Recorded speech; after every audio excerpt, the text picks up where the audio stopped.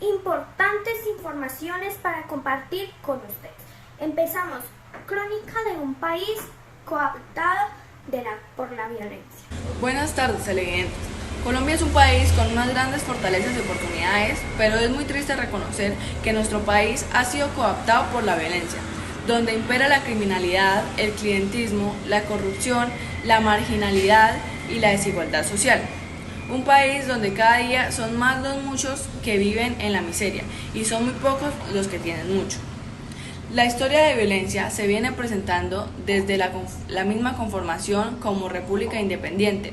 Las constantes guerras para definir la organización político-administrativa del Estado en medio de la lucha bipartidista por el poder.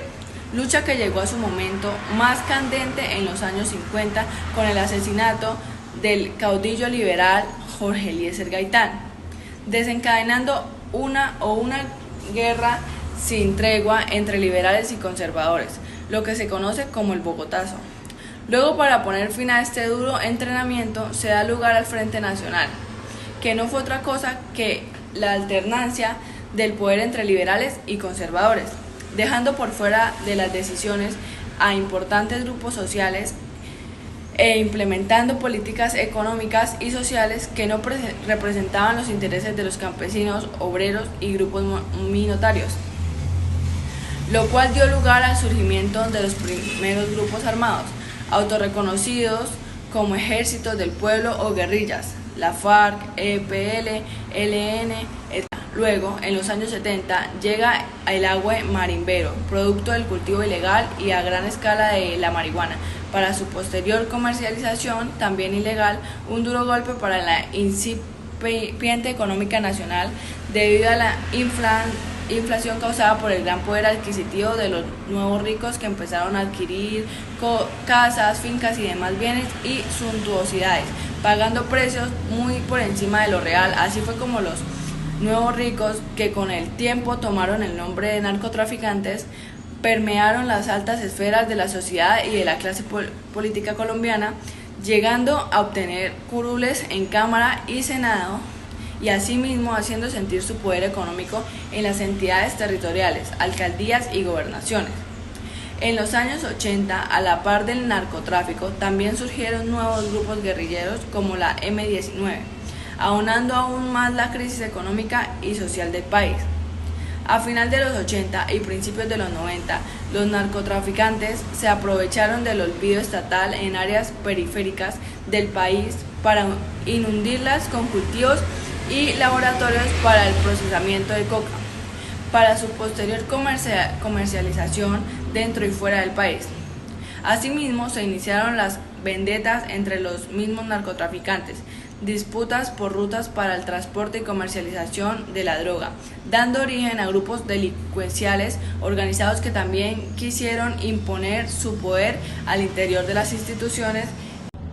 Así me despido yo y los dejo con Juana Pineda. Buenas tardes, televidentes. La década de los 90 fue bastante crítica para el país. Por un lado, con la firma del Tratado de Extradición entre Colombia y Estados Unidos, se desató una ola de narcoatentados, de acción, sicariales contra miembros de la policía, contra periodistas, políticos y hasta con candidatos presidenciales. Por otro lado, si bien se logró el desarme del grupo guerrillero M-19, el cual se convirtió en una nueva fuerza política, el accionar terroristas de los otros grupos guerrilleros continúa realizando atentados, volando puentes, secuestrando ganaderos y hacendados, reclutados mujeres y menores de edad, realizando todo tipo de actos propios de la guerra. Secadora, tenazas, dañan mucho el cabello, ¿verdad? Yo necesito más que un acondicionador. mucho más. Nuevo acondicionador diario 3-Minute Miracle de Pantene. Penetra en tu cabello para reparar hasta 3 meses de daño en solo 3 minutos. Tu cabello más suave y brillante, de adentro hacia afuera. Cámbiate a Pantene. Y notarás la diferencia. Pantene es mucho más que un acondicionador.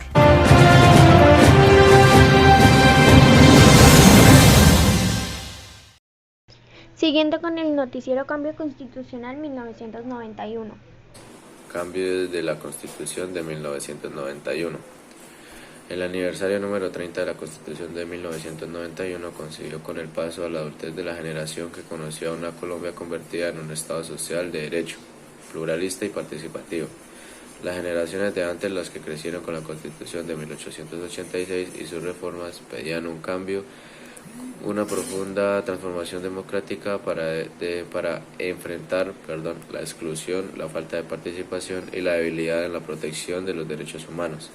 Y sin embargo, el paso de una carta política a otra no fue del todo buena ni mala. En este especial, que llamamos la Constitución de la Gente, contamos historias de cómo los derechos de muchas personas fueron garantizados durante 3 décadas, de cómo injusticias y crisis profundas han encontrado soluciones reales en los valores que proclama la Constitución, pero también hemos expuesto las deudas por saldar frente a lo que se prometió en 1991. Para contar esa historia de victorias y retrocesos se necesita más que un especial periodístico. Se necesita alguien que haya sido testigo de la respuesta de varias generaciones del cambio constitucional, que haya construido algunos capítulos de esa historia, pero que también haya estado por fuera como observador para corroborar que no todo ha sido un idilio. Rodrigo Uprigni, con muchos de esos requisitos, según cuenta con la nueva Carta Política, tuvo que reprender el derecho constitucional y explorar angustiosamente textos y doctrinas para entender y resolver problemas jurídicos nuevos para los que no había fácil interpretación.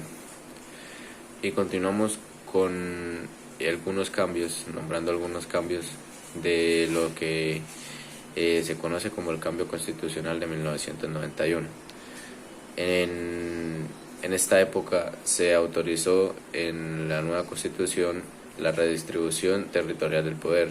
Se crearon instituciones en la justicia como la Corte Constitucional, la Fiscalía General de la Nación, el Consejo Superior de la Judicatura, la acción de tutela, y se crea la Vicepresidenta de la República. Andrés Felipe Jiménez, con ustedes.